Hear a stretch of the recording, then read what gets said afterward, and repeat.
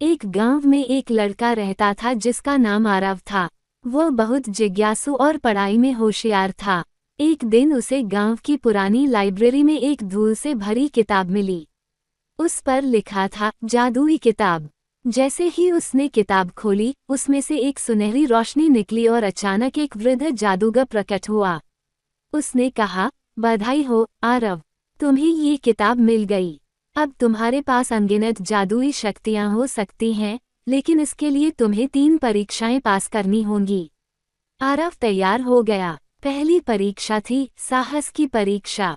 उसे एक डरावनी गुफा में जाकर वहां के अंधेरे को दूर करने के लिए एक मंत्र पढ़ना था।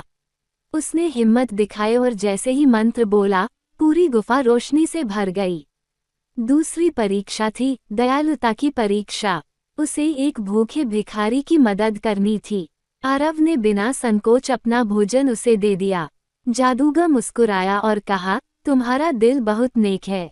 अब आई अंतिम परीक्षा, बुद्धिमानी की परीक्षा। जादूगर ने उसे 3 दरवाजे दिखाए और पूछा कि किसमें जादू की शक्ति छुपी है। आरव ने ध्यान से सोचा और तीसरा दरवाजा चुना।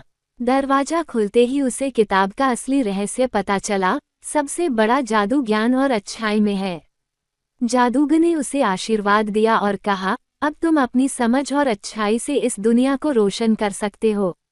आरव ने किताब को संभाल कर रखा और अपनी जादुई सीख से सबकी मदद करने लगा।